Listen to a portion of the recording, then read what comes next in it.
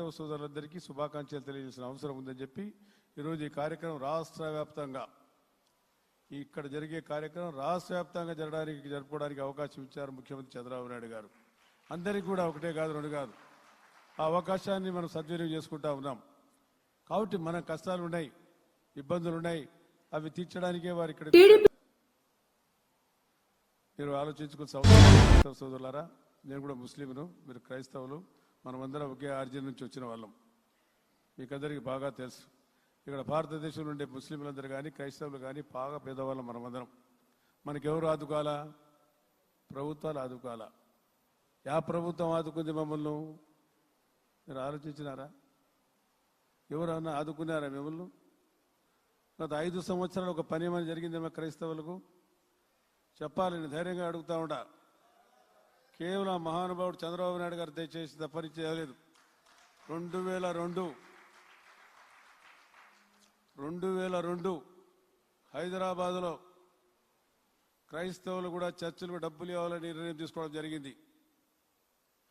అంతవరకు లేదు. ప్రవేశపెట్టిన వారు చంద్రబాబు నాయుడు గారు. అప్పుడు పాల్ బియాన్ గారు వచ్చి సార్తో చెప్తే, సార్ నన్ను పిలిపించి ఫరూక్ వాళ్ళు కూడా ప్రవేశపెడదామన్నారు. వారికే కాదు, సిక్కులు కూడా మా అమీర్పేటలో గురుద్వారా కూడా కట్టించా మనం. నేను రాష్ట్ర వ్యాప్తంగా నేను నా నియోజకవర్గంలో ఎక్కడ కావాలంటే ఎక్కడ చర్చలు కట్టించా. పేదవారు ఉన్నారు, గ్రామాల్లో కట్టుకోలేరు, ఆ స్థితిగతులు లేవు, పేదవారు కాబట్టి వారికి ఆదుకాలు కాబట్టి మా ముఖ్యమంత్రి గారు ఇచ్చారు కాబట్టి అందరికీ రాష్ట్రంలో ఇవ్వడం జరిగింది. ఎన్ని చర్చలకు ఇచ్చినామా? కొన్ని వేల చర్చలకు ఇచ్చినాం. కాంపోజిట్ స్టేట్ ఆడుకుంటే ఈరోజు తెలంగాణలో జరిగే కార్యక్రమాలన్నీ ప్రవేశపెట్టింది చంద్రబాబు నాయుడు గారు. ఆయన లేకపోతే ఎక్కడనేది ఒక సింపుల్గా చెప్పిన అమ్మాయి దాకా చెప్పిన మంత్రి గారు చెప్పినారు, గతంలో మేము 16 కోట్ల రూపాయలు చర్చికి ఇచ్చినాం.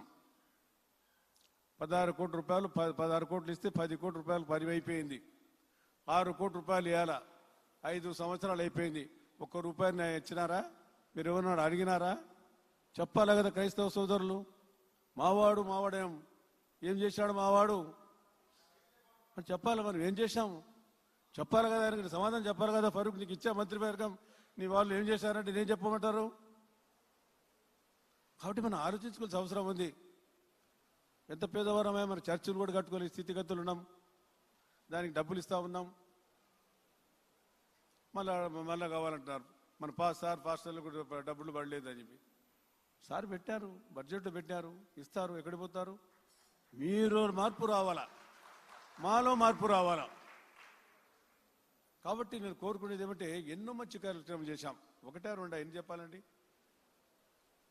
నేను ఎంతమందికి ఫీజు మీకు విదేశాలు పంపించినారు? ఎంతమంది చదివించినాడు ఆయన? చెప్పాలా మరి? నేను అడిగిన సమాధానం చెప్పాలి కదా మీరు. జెరూసలేం పంపించాం. ముస్లింల సోదరులకు మక్కా పంపిస్తున్నాం కాబట్టి, వారు సబ్సిడీ ఇస్తున్నాం కాబట్టి మీకు కూడా జెరూసలేం పంపాలని చెప్పి నిర్ణయం తీసుకున్నాం. జెరూసలేం పంపించారా లేదా? ఇప్పుడు ఎందుకు నిలబడిపోయింది?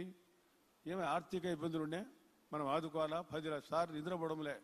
మీకు తెలిసిన 10 లక్షల రూపాయలు అప్పుకు వడ్డీ కట్టాలా, అసలు కట్టాలా, మళ్ళీ రాష్ట్రం బాగోగులు చూడాలా. ఎట్లా ఆయన చేస్తాడు? కష్టపడతాడు, సంపాదిస్తాడు, రాష్ట్రాన్ని ముందుకు తీసుకుపోగలుగుతాడు. ఆయనకు తప్పదు, అదే ఎవరికి లేదు. కాబట్టి అటువంటి వారిని మనం ఆదుకోవాలి.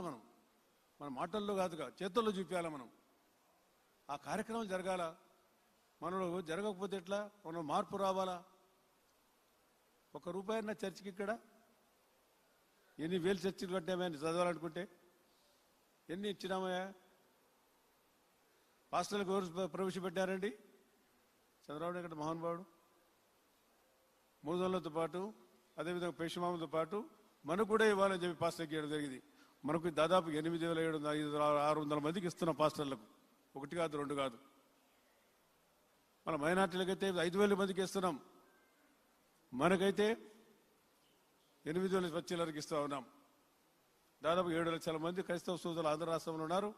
వారి బాగోగుల కోసం, మన పేదవారు కాబట్టి వారి ఆదుకాల ఉద్దేశంతోనే కదా మీరు కార్యక్రమం చేశారు.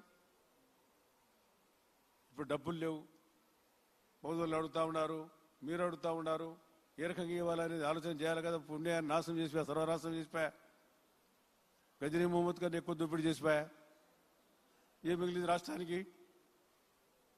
రాష్ట్రం మొత్తం దోపిడీ జరిగిందా లేదా?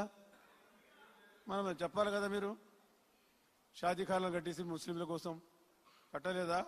కమ్యూనిటీ హాల్ మీకు కట్టలేదా? మీరు మీకు ఇచ్చిన మేము ఇంటి వస్తే మా మీద కోపము, ఏమి అన్న మీద ప్రేమ, ఇది ఎక్కడ న్యాయమా? ఇది నాకు ఆశ్చర్యమైన. ఆయన సొంత జిల్లా, ₹1 ఇచ్చినాడా ఏడ చర్చకు? చెప్పండి. ఆడ షాదీఖానా కట్టించాం సార్, ఆడ హజ్ పోయే వాళ్లకు కడపలో ఏర్పాటు చేస్తామని 24 కోట్లు ఇస్తే ఆయన స్థానికంగా ఉండే ముఖ్యమంత్రి అది శిథిలావస్థ అయిపోయింది. ఇప్పుడు 5 ఏళ్ళు దాన్ని పట్టించుకునిలే. ఎవరు పట్టించుకోవాలి? ఆడ లేరు మైనార్టీలు, ముస్లింలు. ఎందుకు పట్టించుకోలేదు? ఆయన బాధ్యత కాదా? ఆయన కర్తవ్యం కాదా? ఒక ముఖ్యమంత్రి సొంత జిల్లాలో ఎంత సిగ్గుచ్చేటండి. కాబట్టి ఏదైనా చేయాలంటే మహానుభావుడు చంద్రబాబు నాయుడు గారు చేస్తారు. మీరు అడుగుతా ఉన్నారు. ఈరోజు మంచి రోజు, మన కొత్త సంవత్సరం వస్తూ ఉంది. మనం ఆలోచించుకునే అవసరం ఉంది. పనిచేసే వారికి పని చేయాలి మనం. అది నేను ముఖ్యంగా కోరుకునేది. కాబట్టి ఎన్నో ఉన్నాయి, మా మీద బాధ్యతలు ఉన్నాయి. మీ బాధ్యత ఉంది, మైనార్టీ ముస్లింల బాధ్యత ఉంది, క్రిస్టియన్ల బాధ్యత ఉంది, జైల్లో బాధ్యత ఉంది. అందరినీ కూడా మనం సమానంగా చూడాల్సిన అవసరం ఉంది. పాపులేషన్ రేషియోని బట్టి మనం వాళ్ళకి కేటాయించాల్సిన అవసరం ఉంది. చేద్దాం, తప్పకుండా ముఖ్యమంత్రి గారు చేస్తారు. కానీ మనలో కూడా కొంచెం మార్పులు చేర్పులు రావాల్సి వస్తుంది.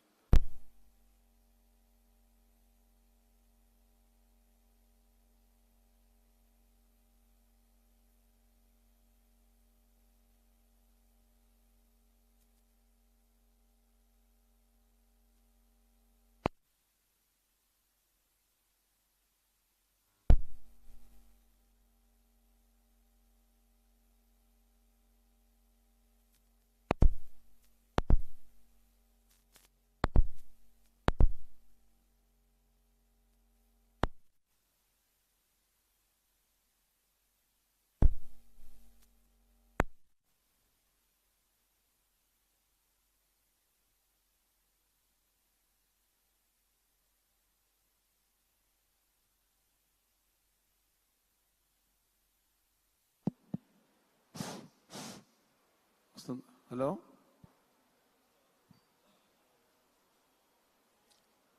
దాదాపుగా 4,000 మందికి సబ్సిడీ క్రైస్తవ సోదరులకు రుణాలు ఇచ్చినాం. కొన్ని కోట్లు ఖర్చు పెట్టి ఈ బాగోగుల కోసం ఇచ్చాం. ఎందుకు ఇచ్చాం? స్కిల్ డెవలప్మెంట్ కోసం డబ్బులు ఇస్తే దాదాపుగా అది కూడా దాదాపుగా 31 కోట్ల రూపాయలు ఖర్చు పెట్టాం.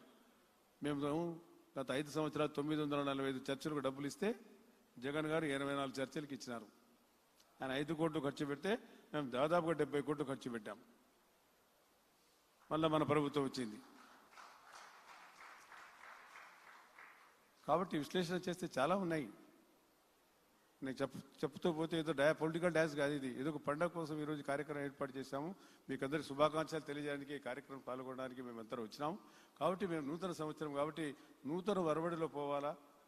మనం మన రాష్ట్రాన్ని అభివృద్ధి కోసం మనమంతా ప్రార్థన చేయాలి. ఇక్కడ వచ్చిన మహానుభావులంతా కూడా పాస్టర్లు కానీ ఫాదర్లు కానీ మీ అందరికీ చేతులెత్తి సరిస్సు ఉంచి నమస్కారం చేస్తున్నాం. మా ప్రభుత్వం కోసం, మా నాయకుని కోసం ప్రార్థన చేయండి. రాష్ట్రం బాగుపడాలా, ప్రజలు బాగుపడాలా. ఎందుకంటే చాలా విషయాలు చెప్పడానికి గౌరవ వేతనాన్ని గురించి అడిగారు. నేను చెప్పాను, గౌరవ వేతనం దాదాపుగా మీకు 29,50,00,000 ఇవ్వాలా. అది బడ్జెట్లో పెట్టడం జరిగింది. మైనార్టీలకు బడ్జెట్ ఎంతయా? 4,300 కోట్లు. 4,300 కోట్లు సంక్షేమ కార్యక్రమాలు పోతే 2,800 కోట్ల రూపాయలు మన బాగోగులకు వచ్చి ఇచ్చినారు.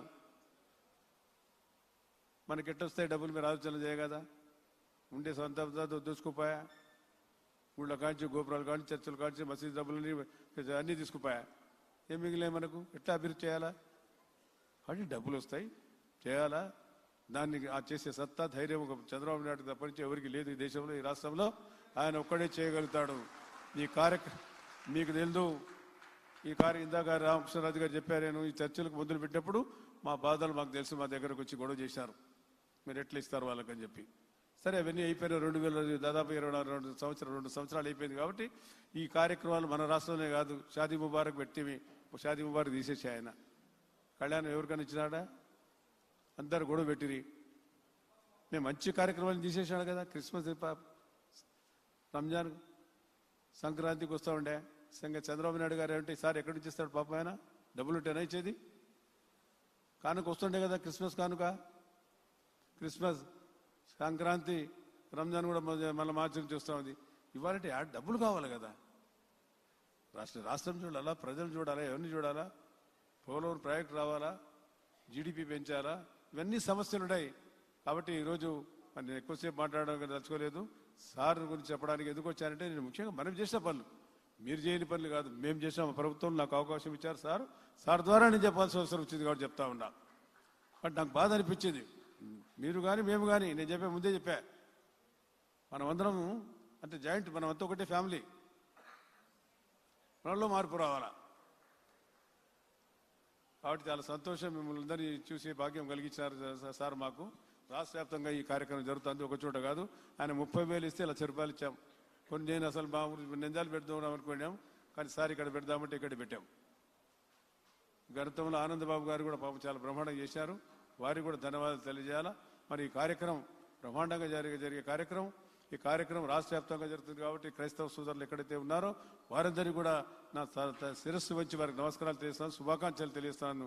కాబట్టి ఈ అవకాశం ఇచ్చినందుకు, మరి మీ అందరి దర్శన భాగ్యం కలిగింది, మాట్లాడే అవకాశం కలిగినందుకు చాలా సంతోషంగా ఉందని చెప్పి మరి మరొక్కసారి మీ అందరి దగ్గర తెలుసుకున్నాను. జై హింద్, జై తెలుగుదేశం.